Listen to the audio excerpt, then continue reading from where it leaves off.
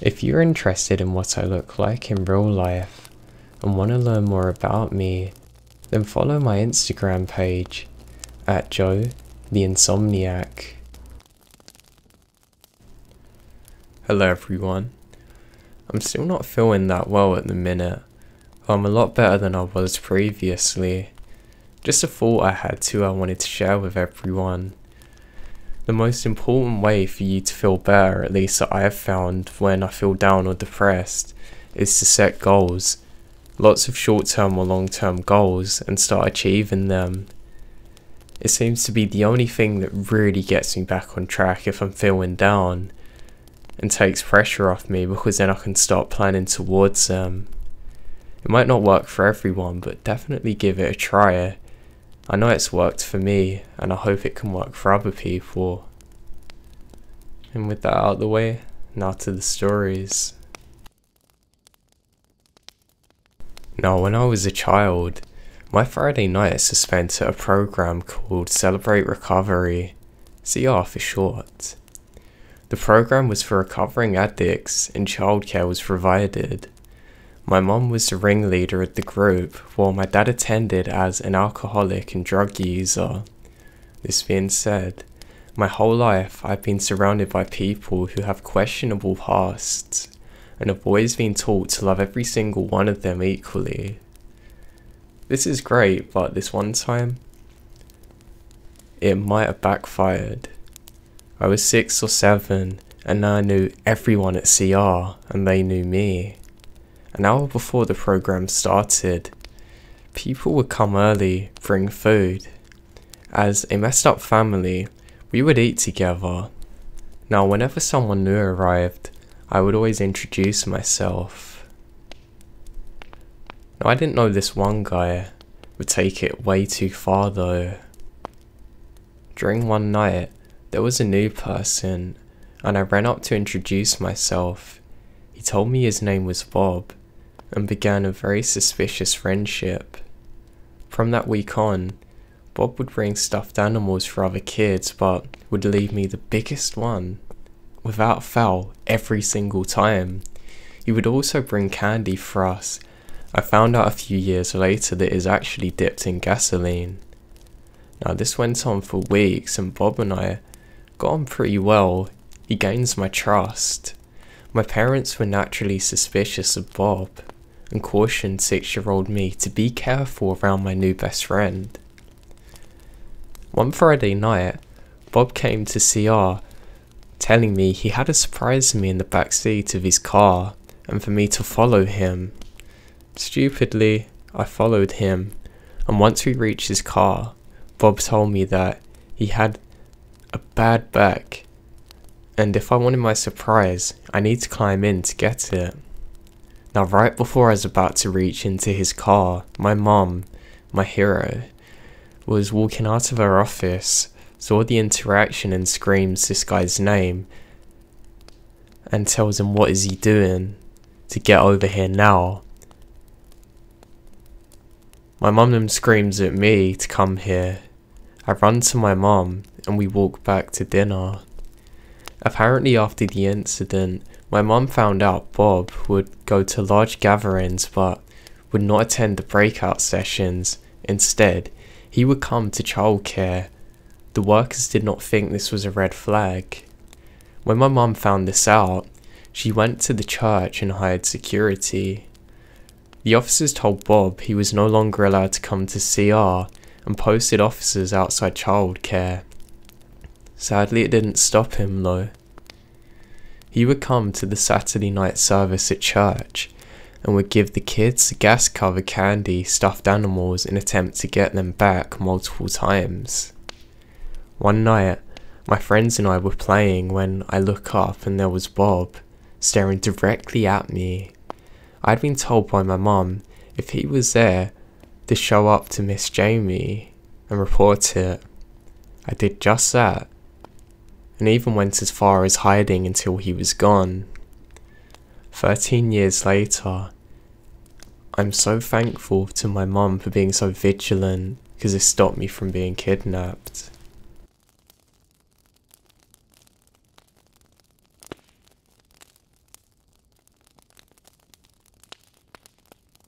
This literally just happened, and Reddit is the only thing that keeps me sane, so here we go.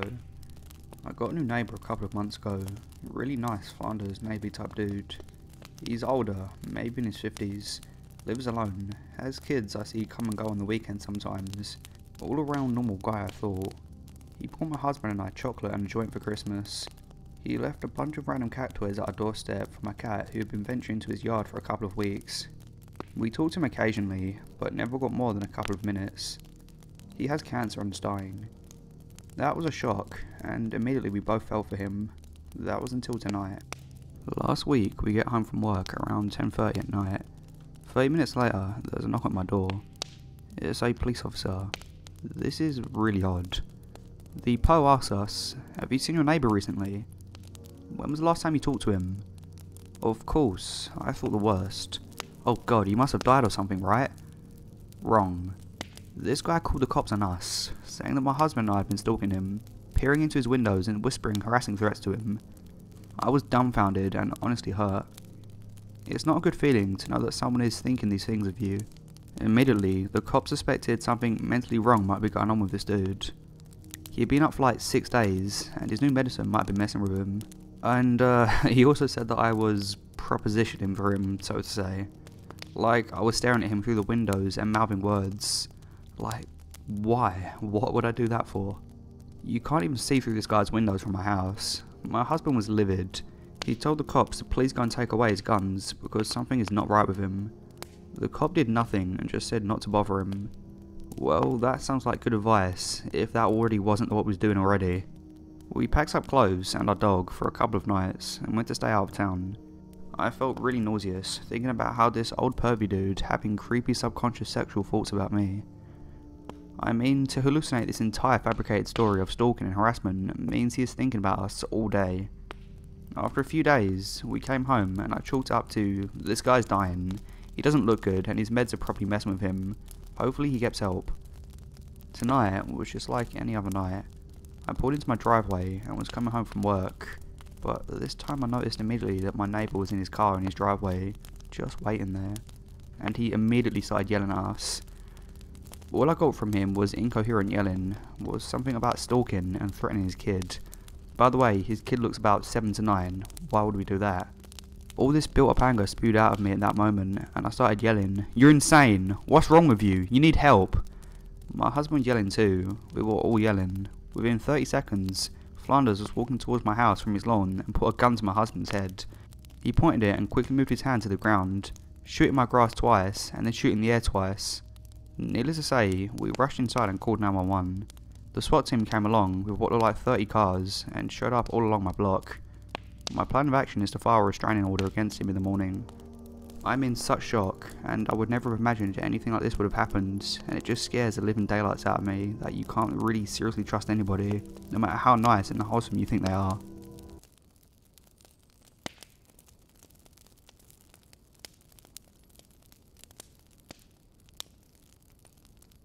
I think the strangest experience of my entire life happened when I was fishing once. So I wouldn't say me and my friend are avid fishers. Well, I'm definitely not, but he's much more of a fishing guy than I am. So he has a boat and we like to go fishing on some late evenings. There's something very relaxing about it. You can kind of just get away from everything, and the lack of technology surrounding you and the peace of the waters is very calming. Now the setting was just right on this one particular Thursday. The water's calm, the sky is clear. Clouds? Nowhere to be seen. It's beautiful. I'm spending more time looking up at all the stars, talking to my friend about them, than I am concentrating on my fishing line. My friend's not as interested in stars as me, but I start talking to him about all kinds of things. Like, hey, do you think there's actually life out there? And there's gotta be. There's so many stars, there's no way it can't be the case. I mean, it doesn't make sense. Yeah, whatever, bud, my friend says to me. He's more interested in fishing than he is alien life and the planets out there. Whatever. We start talking about his work and girls. Then suddenly, I notice that all the hairs on my arms are beginning to stand up. I say, hey, what's up with my arms? He then says, yeah, I was going to ask the same thing, but with my arms. He then shows me his forearm, and all his hairs are standing up too. I think this is really odd. He then says, oh, it's weird, it's almost like a storm's coming. I can sense the electricity in the air. I say, yeah, me too actually, but there's no clouds. Anyway, we have an uneasy silence for the next 10 minutes, but neither of us can shake the feeling of electricity and energy around us. Now, as I'm lying back in the boat, I look up and I can see what appears to be a shooting star, but it stops now and just seems to, well, hover there for a second. I tell my friend to turn his light off and look at this. He doesn't reply. I say it again. He's caught in a blank stare at the lake. I go to sit up, then I realise that the lake's almost illuminated. Not very bright, but just enough that you can notice it. Then, fish begin to rise around us. Now, all of the fish in the lake have all simultaneously died as though they've been electrocuted and floated up to the surface. I look up in the sky just in time to see the flash of light beam away. I don't know if this is some kind of, like, insect I've never seen before or what, but I couldn't believe my eyes. I looked at my buddy and he just said, "It's time to go home." Now, I've never seen anything like it. Now, I know calling it alien life may be a far stretch, or some kind of divine intervention, but I honestly have no idea what it was. It was literally like somebody electrocuted everything inside the lake, and I'm sure that thing in the sky was the source of it. I just wish more people were there to see it.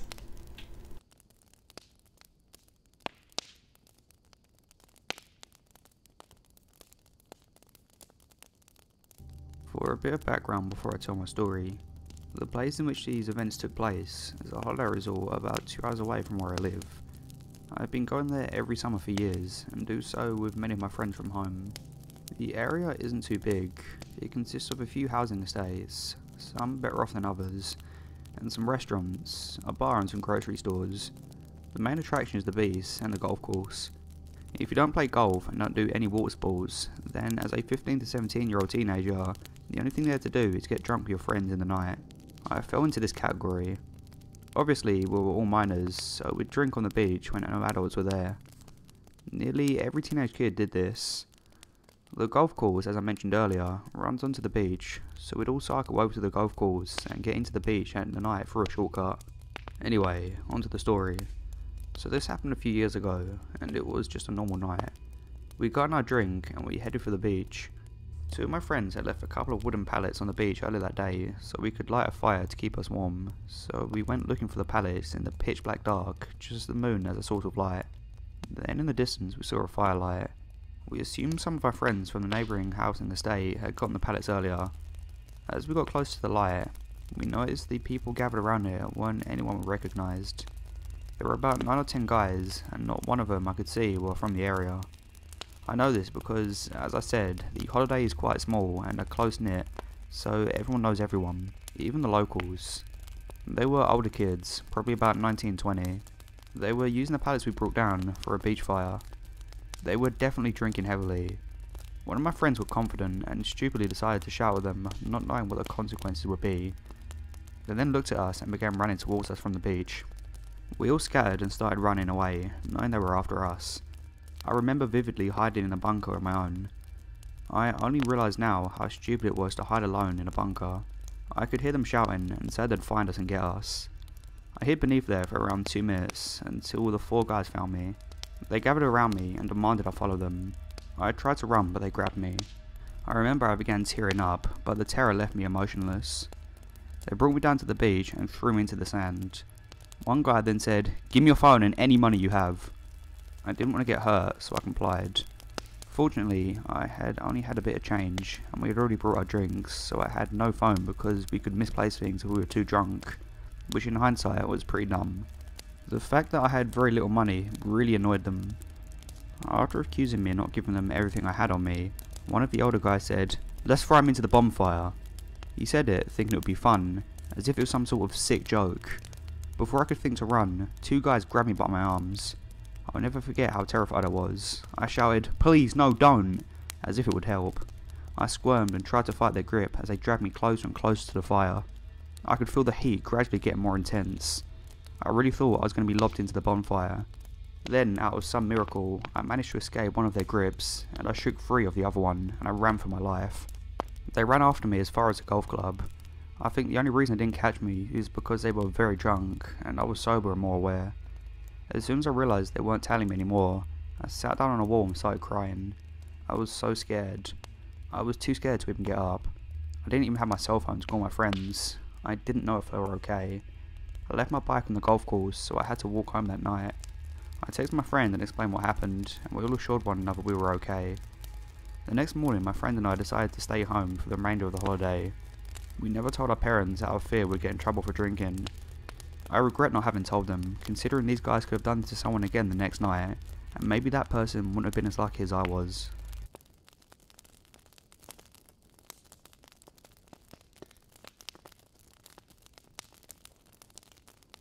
So when I was 16, I got my first job working at Target. Most of what I would do is walk around the store tidying up and stocking shelves. Pretty easy job to do. One day, I was stocking food when a guy comes up to ask me where a product is. I told him and offered to show him where it was, so I walked him over and then started to leave. He was like, "Wait." Assuming he needed more help, I went back over and he immediately started grilling me with questions. "How old are you? What ethnicity are you?" "I'm Asian," but he starts to guess my country. "Where do you live? Do you always work here?"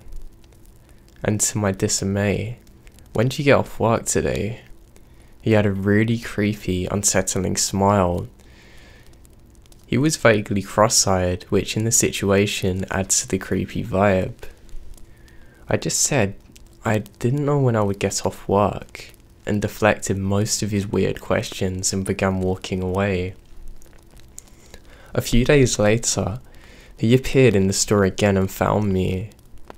I was scared when I saw him, and he asked again, when and where do I get off work and what am I doing? I said I don't know, and he started to walk away again, but he followed and started telling me I'm beautiful just like his wife. Now I'm getting really uncomfortable, so I tried to find a co-worker to talk to them to try and get away from him, or at least have some other place to go where other people can witness his weirdness. Couldn't find anyone, so I had to go work at the cash register instead. There's more people there at least. That got him to go away, but he gives me the creepiest ever smile and says, "I'll see you after work." I was scared at that point, in case he stalked me home after work and waited in the parking lot.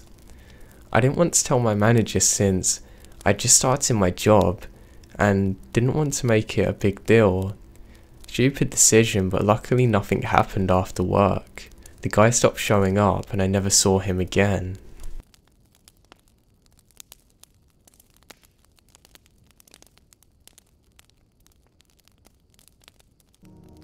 Around a year, maybe a year and a half ago, I was using the app Whisper to help with making friends after getting out of high school.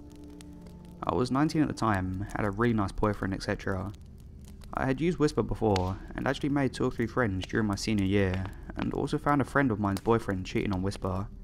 so safe to say this app can be a handful sometimes. I put out a whisper asking for someone to talk to, and of course I got a ton of replies, but I couldn't get to them all. But I'd messaged some of the interesting ones back. This guy named Jack started messaging me. He seemed really nice. He said he was 23 and actually lived 8 minutes from my house. If you use Whisper, you would know that you can search by area or go into the general section and see thousands of whispers been uploaded that you could reply to. You can also send photos instantly after 4 messages for some reason. As soon as we messaged 4 times, he sent me a selfie, and I was surprised, but I didn't really respond about it. Jack was telling me how he works for a towering company in a neighbouring town, how he would have to use the interstate and go to these places. At the time, I didn't have a job because my mum was sick, so I'd use my laptop out in the kitchen at the table to watch streams and play some games, in case you needed me at any point. I remember watching my friends stream, talking to my friends, and generally having a good time until I got a text from Jack. Now, I never gave him my address, and he never really explained where he lived. I didn't mention the church, interstate, or anything near me, but he texted me saying, "Hey, look out the window." I thought maybe something might have happened on the interstate, but then I remembered I never told him how close he was to me, but I assumed he guessed I lived nearby. I see a tow truck right outside my house with a car that broke down or something. My blood ran cold. He was at the truck, waving. Also very inappropriate while working, but that's beside the point. I started shaking due to having some bad anxiety. I ended up having an anxiety attack. How did he know where I lived? I replied asking what he meant, and he said, "Well, you're home, aren't you?" I didn't respond. Went back to the stream I had up and started typing to my friends, freaking out to them and causing them to panic as well. I didn't want to call the cops because my cousin is one, and so is my friends. As soon as anything was heard about it, I'd be in deep trouble for it, so I ignored him. Then he sent me a disgusting pic on the app of himself. I was disgusted and deleted the post and messages from Whisper. I also blocked him. The next day, an unknown number texted me, and I figured it was him. I ignored it, and then I got a restricted phone call and I picked up. Big mistake. I was out in the garage with my cat, she's a stray, and this voice on the other end said, "Hey, you look great right now. When I come for an ice cream down the road?" I looked out the door and he was next to me, and I see him in his car, driving slow, locking his eyes on me. I jumped up and ran inside after hanging up.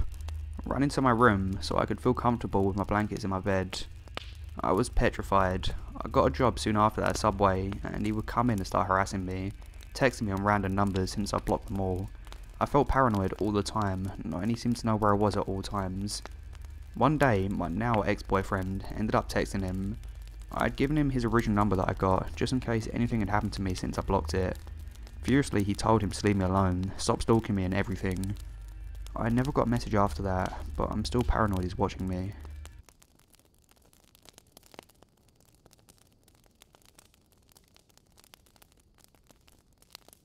Just yesterday, I had collected my son from school. While driving back, there was a white health services van reversing quite fast onto the road. I come to stop as this driver didn't seem to care about oncoming traffic. Great. I couldn't move my car as there were cars behind me and cars coming towards me. Plus, I was irritated that this driver had such a careless attitude. So I give a gentle beep. So friendly that another parent who was walking her daughter thought I was giving her a beep, so she gave a wave. The driver stops the van as I beep and proceeds to drive on. As I do so, the van followed after. I don't think anything of it, continuing onto the main road. The traffic was quite heavy due to the school collections, so I decided to take a detour through a housing estate to make my journey home quicker. The van decides to follow. I noticed the van was coming up quite fast on me. I remained calm, but my son kept on looking out the window, now commenting, "He looks angry, Mum." I assumed that he's just going the same way, but I find it very strange. The detour through the neighbourhood that I took was not to a place I'm very familiar with. I'm trying to find roads that I recognise. All the while the van is driving behind me, picking up speed. I eventually come back to the main road by my home, but I'm afraid to go directly home because I'm sure he's following me. I indicated right but quickly go left, and the van does the same. I decide to drive to my local petrol station and stay there. As I drive towards a petrol station, the van speeds up beside me, almost forcing my car off the road. I pull in and gasp for a breath. The van drove on, breaking many red lights. I have no idea what this van wanted, or who they actually were, but it's terrifying knowing they got that angry and all I had was a 6-year-old in the car with me. He's obviously not actually a healthcare worker or anything like this, so I just know it was one dodgy situation I'm glad I got out of.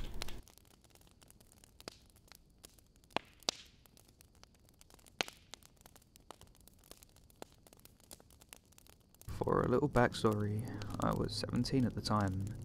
When I was 12, my stepfather moved us from the city to the small town where he grew up.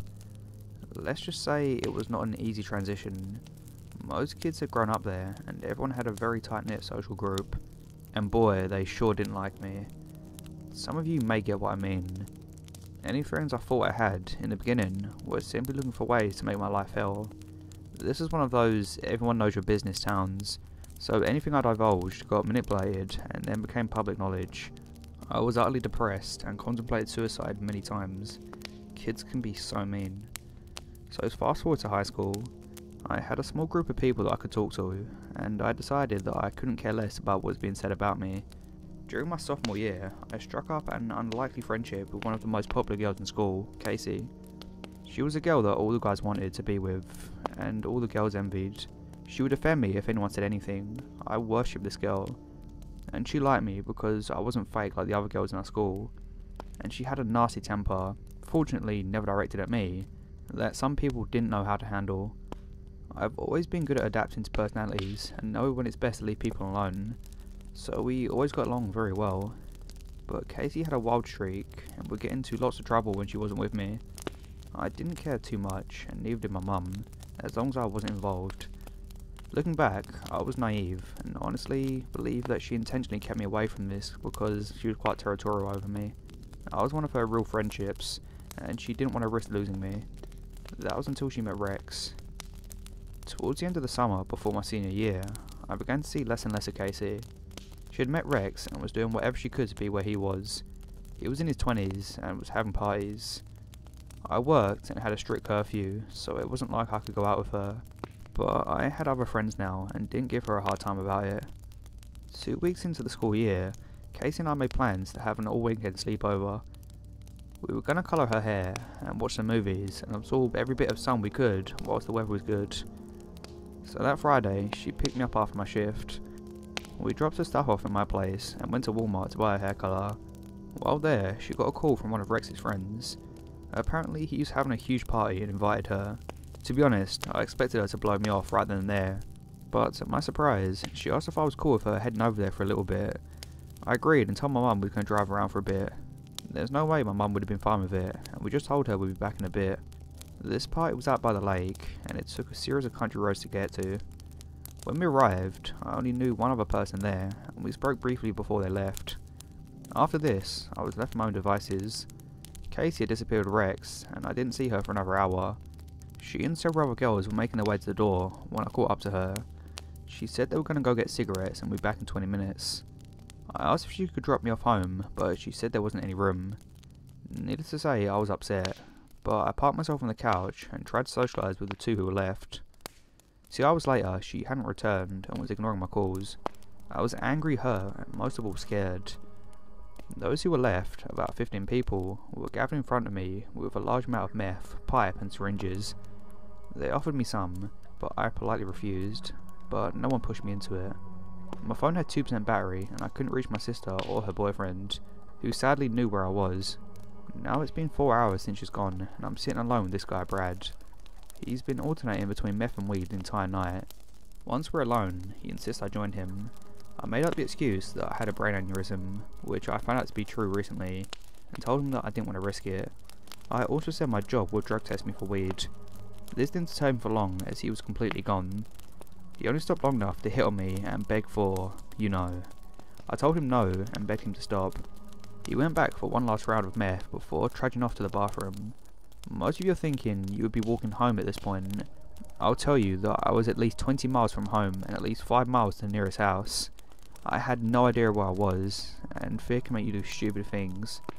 I tried looking for a landline, but no dice. Then out of nowhere I'm being pulled by my hair to the couch. Brad was that angry that I turned him down. Screaming did no good because we was the only ones there.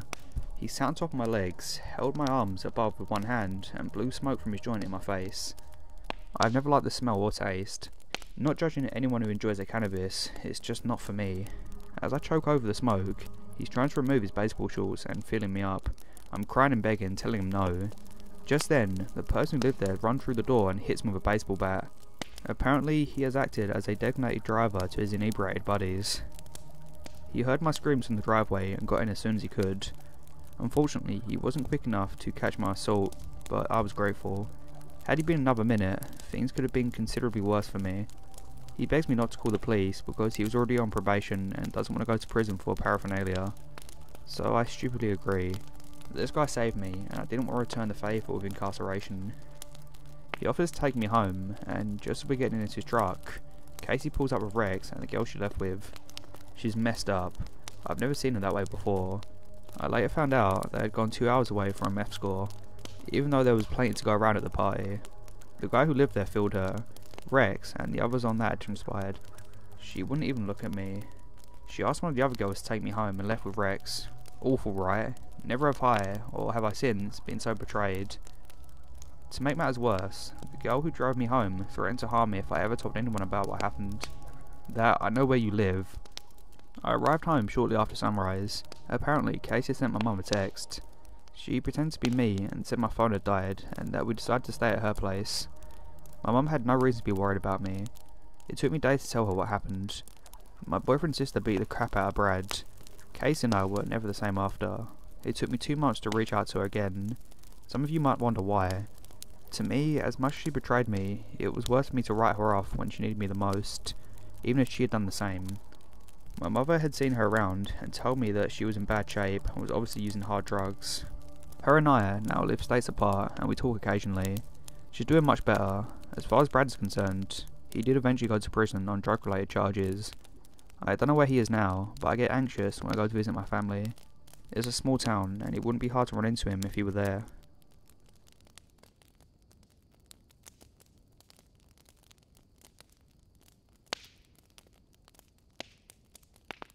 Back in 2007 or so, we moved to a new home that had been off the rental market due to the previous tenant trashing it. All good. There was still a bloodstain on the carpet, holes in the walls, but they were trying to fix it up, and were happy to find some new people to live there. But strange things kept happening. Underwears and bras were missing off the line. We kept seeing someone walking through our backyard. Someone moved a bench into the yard under our son's bedroom door and tried to break the security screen. We padlocked the gates, but we kept seeing this person walking through. Then one night, when my husband was on his way to work, I could hear someone outside the house. They got to the fuse box, and there I am sitting in the dark with a 2-year-old little boy with some maniac laughter and hitting on the door. Needless to say, I called the police, but they took 6 hours to arrive. They wave it off as a prank and do very little. It really shook my trust in the old police. In 3 months we had 3 attempted break-ins, and we couldn't work out why. We honestly, being young parents, had very little to steal. We took precautions, changed our son's curtains from Winnie the Pooh to normal ones, and he slept in our room.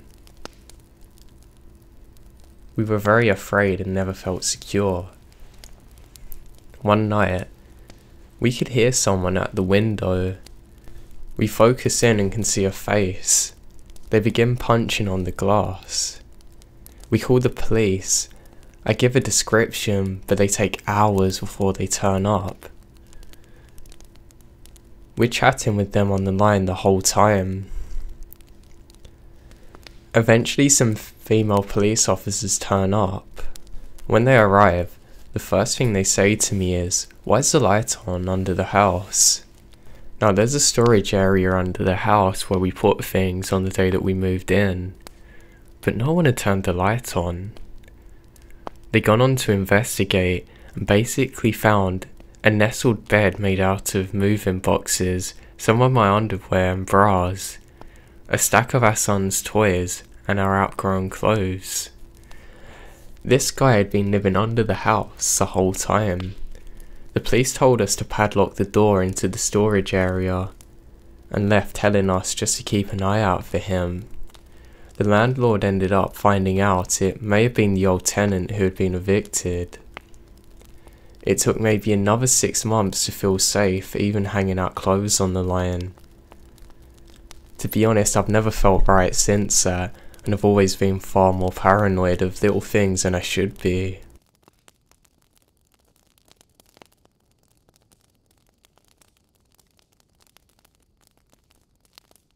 I was recommended to post this here. I'm not really sure what to do. The past 2 nights, Wednesday and Thursday, at 11 PM, an unknown man has stood in front of my house gate for roughly 5 minutes. A little explanation of my house's layout. I'm a college student renting a small 2-bedroom house with my roommate. We have a small courtyard that is walled and gated in front of the door. The doorbell was on the other side of the gate, so that is kind of our public front door. The first time I saw him was Wednesday night. I had been in my room playing Apex Legends and went down to the kitchen to fill up my water cup. The lights were off in the main area of the house, and I noticed a figure out the window that faces the courtyard and gate. Since it was dark inside the house, I don't think he saw me. I called my roommate over and told him to be quiet. We watched him in silence until he left, not really that long. We were creeped out for a while, but we eventually went back to our rooms. I couldn't stop thinking about who he was and what he wanted, and the next night, Thursday, sat in the living room on my laptop, nervous to see if anyone come back. My worst nightmare came true. I looked up from my laptop and saw the figure in front of the gate. This time I was the only one in. I couldn't make out who he was. He was male, tall, wearing a dark coat and blue jeans. He wasn't moving, just standing in front of the gate, looking in my direction. He left about 5 minutes later. At this point I'm extremely freaked out and waiting for him to come back. I'm not sure what to do if I see him again tonight. Maybe it's a neighbour. Hopefully someone can give me some plausible explanation. Update. Just finished reading all your comments. Thanks for all the responses. Last night my roommate and I waited until 2 AM with the phone ready to call if he returned. Happy to report he didn't come back last night. We made sure all of our lights outside were on, and that may have deterred him. I think we'll start up again tonight and see if he returns. I'll update with any new information. Thanks for the advice. Hey guys, as of yet there hasn't been any update on this situation. Hopefully they're all okay. Who knows what the man could have wanted, but it's extremely creepy to think.